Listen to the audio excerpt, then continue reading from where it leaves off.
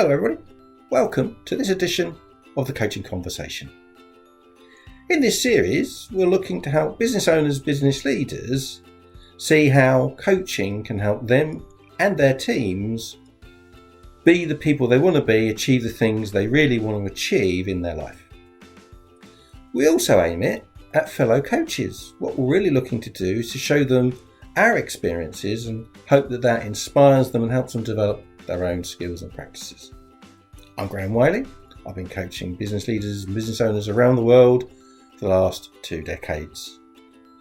Nothing more to say now other than get ready, get comfortable. Here comes this edition of the Coaching Conversation.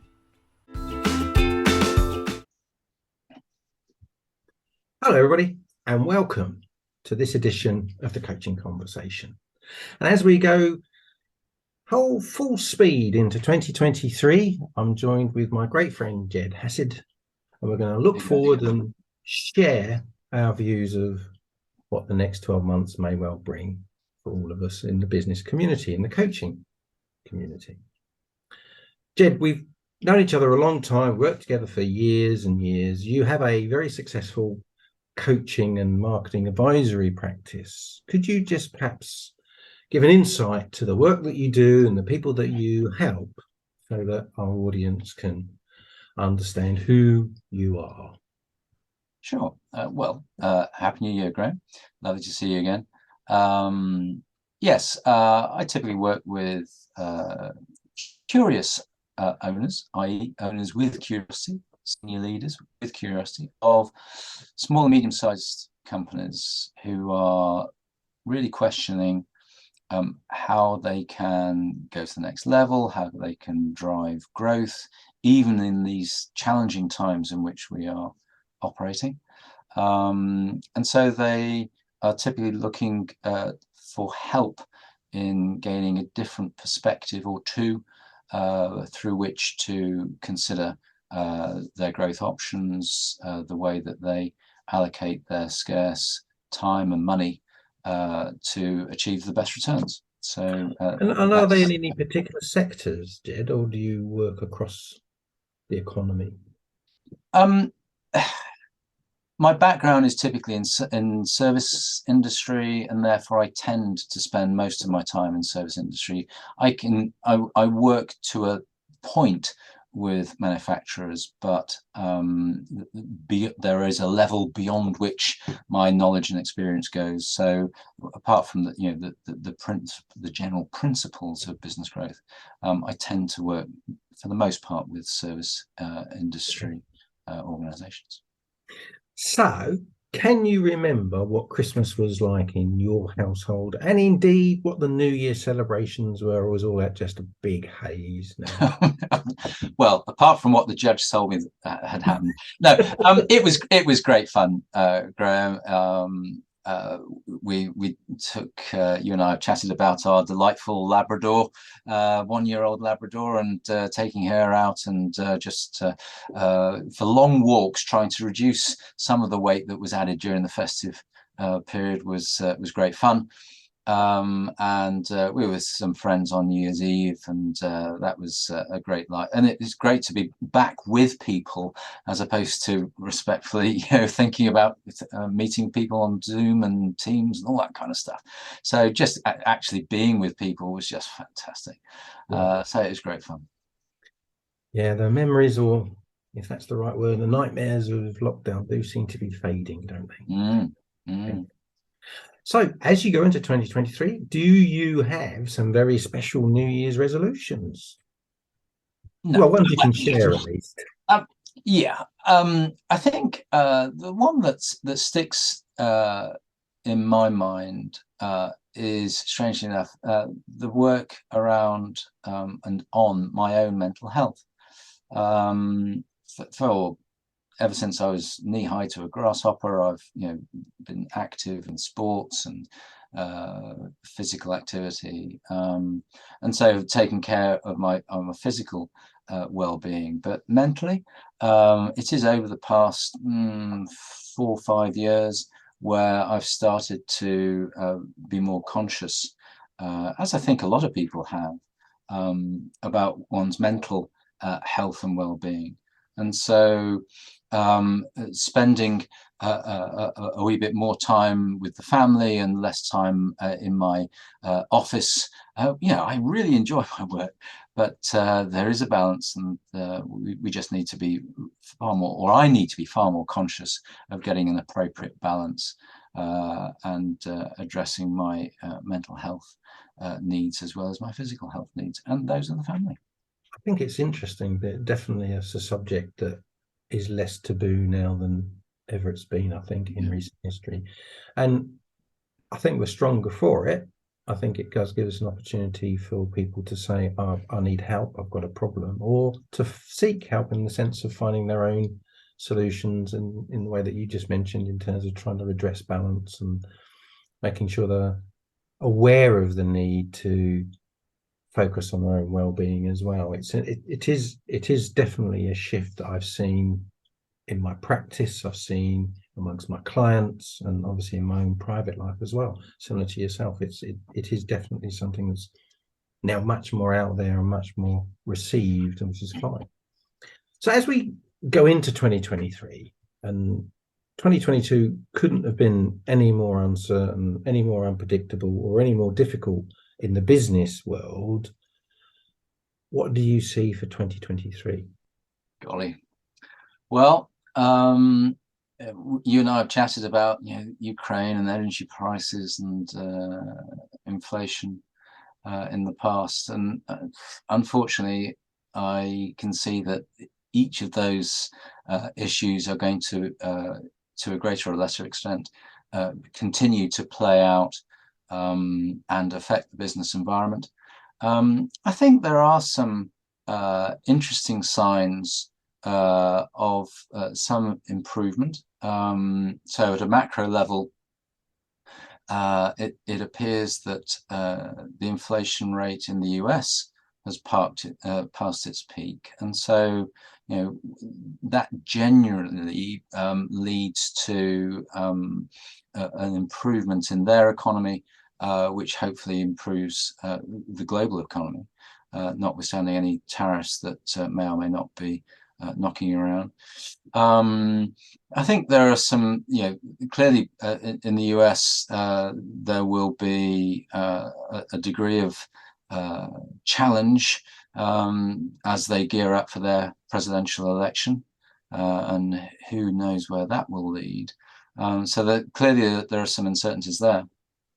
I think there are some other macro shifts knocking around that also might lead to medium-term opportunities that we should start to be thinking about.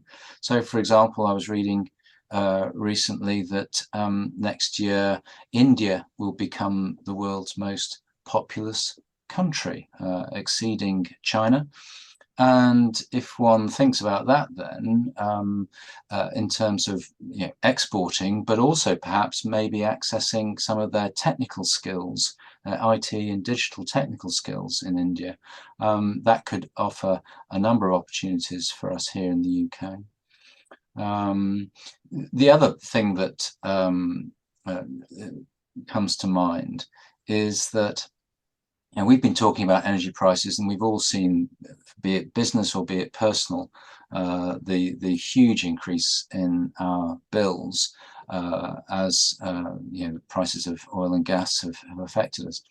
But that is likely to develop a movement towards net zero and carbon neutrality and renewables. So there are, for some of us in certain sectors of the economy, there are some substantial opportunities to help in that shift towards, in inverted commas, a more sustainable economy. Do you see any emerging trends amongst your clients? Any emerging themes, common situations, albeit in very different businesses? Yeah, I think I work with a fair number of family run organizations. And a theme, a trend that has been around for a number of years is the transference between the founding generation and the second generation.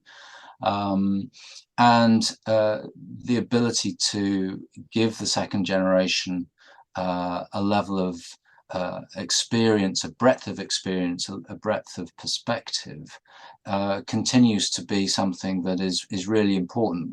And that can be delivered through coaching, but it can also be delivered through a number of other mechanisms. I was chatting with one business and suggesting that the owner's daughter took a job in the European Union within the same industry, just to get an understanding, or a better understanding from a different perspective of their particular industry. So, I think those trends will continue. I think the other really interesting thing is the return to work. We touched on Zoom and Teams meetings and being remote, but seeing a number of companies really encouraging people to return to the office. Now, in financial services, the term encouraging people to return is perhaps slightly more by edict, thou shalt return. But for a number of other industries and some of the clients that I'm working with, people are encouraging people to return to office for obvious reasons, in terms of improving or trying to improve productivity, but also I touched on mental health a few moments ago. That returning to work also boosts that level of human connectivity that is so important, and the empathy that people have. And having gone through the pandemic as we have, that the importance of that human connection and empathy, the water cooler conversations, the looking out for people, I think is increasingly seen to be really important, and ultimately that will flow through into business performance. Yeah, it's interesting. I mean, I think it's difficult as a business coach. It's difficult not to put everything in the context of big macroeconomic events or situations. So, for example, none of us know exactly how Ukraine will unfold during the course of 2023. And that could be at one end, hostilities come to an end, and at the other end, they just get right out of hand. And who knows what knock-on effects that would be, whether it's energy prices or anything else for that matter. You can't ignore the fact that we will still be living with inflation for the rest of this year, albeit hopefully having peaked and slowing down, but nonetheless prices will have shifted enormously from where they were in 2021. And so you can't ignore all of those big picture things. They are there, and as a coach you need to make sure your clients are seeing things in those sorts of contexts. But at the same time, as an individual business leader, as an individual business, your personal circumstances might be wildly different. You might be looking at some kind of liquidity event where you want to retire. You might be looking to pass on to the next generation. You might be wanting to make an investment and grow your business. All sorts of things could be going on, which are completely contrary or contradictory to that big picture context that you've just explained and painted. And I'm seeing increasingly in my practice the sorts of things that you're seeing. Definitely the return to work is becoming more high on the agenda, not necessarily 9 to 5, 5 days a week, but definitely whatever hybrid is, it's beginning to get a shape for people, and what they need, what the team members need from the relationship, as well as what the organization needs from the relationship, beginning to make some kind of solid sense. I'm also seeing that business leaders are coping well with quite extreme levels of change, whether it's the need to drive efficiency through labor costs, the need to drive efficiency through energy costs, or whether it's find new markets because Brexit has damaged existing markets, or made difficult trading relationships even more difficult. Whatever their context is, that they are now absolutely resigned and so I say strengthened by the experience of COVID pandemic and all of the things that have happened since. That they've developed more agility, they've developed more responsiveness and almost a thicker skin to some extent. So they're the sorts of things that I've seen. And if I look ahead into 2023 from my client's point of view, I don't think it's more of the same. I think it's going to be, let's make the most of what we are being given and deal with the things that we can deal with. And everything else will just have to unfold as it will, because I can't control it. Yeah. And I think that's an increasingly strong sign that we will, as an economy, as a nation, get through this period, this difficult time, as successfully as we can. So that's an interesting. I think that's really interesting, Graham. One thing that does go through the mind, we've touched on the pandemic, and people are sick to death of that topic.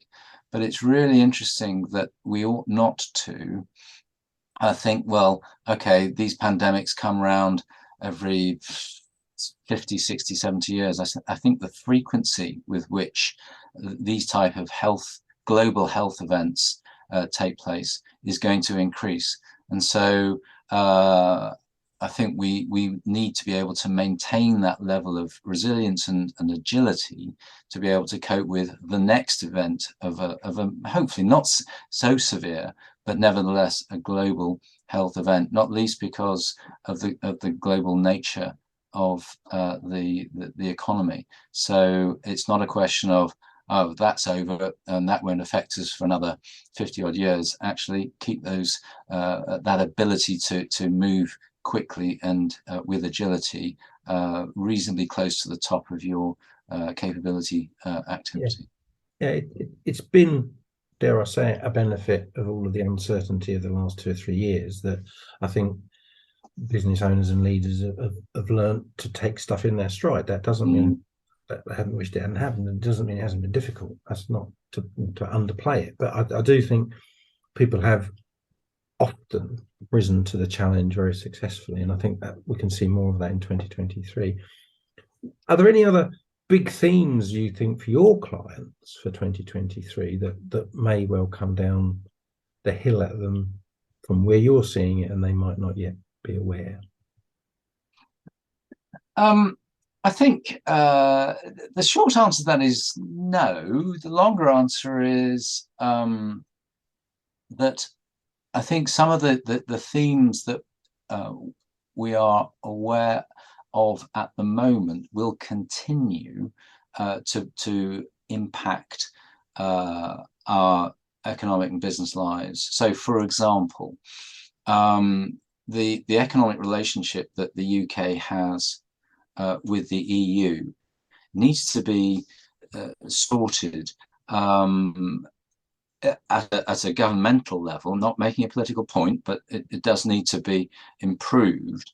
But having said that, if you are doing business in the European Union, there are things that are happening in the EU, for example, around corporate sustainability, that will mean that you are going to be affected by the need to report on what you are doing in that area of corporate sustainability, because you are trading with the EU and operating within its borders. So there are, whilst we might be out of the EU, we are still affected by their rules and regulations, if we, whether we like it or not.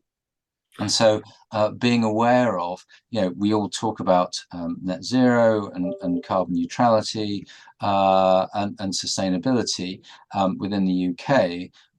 If we are wanting to trade and take advantage of some of the economic opportunities that exist outside of the UK, then we absolutely need to be able to demonstrate our resilience and our sustainability from an ESG perspective And that, I think, will become increasingly important through 2023. Yeah, I agree with that. I think it's an interesting perspective in it. And this is not a political point in any way at all, but anybody who owns and runs a business knows that they have to meet what their customer demands. Yeah. And if that is a particular product in a particular way, to a particular standard, at a particular price, in a particular format, then that's what you've got to give them.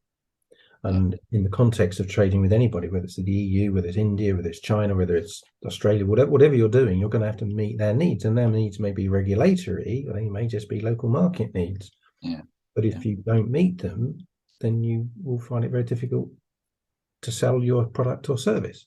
Yeah. And as was always the case, adapting what you've got for your customer will always be the highest priority. And I can see more of that during 2023, particularly, as you already mentioned, around ESG.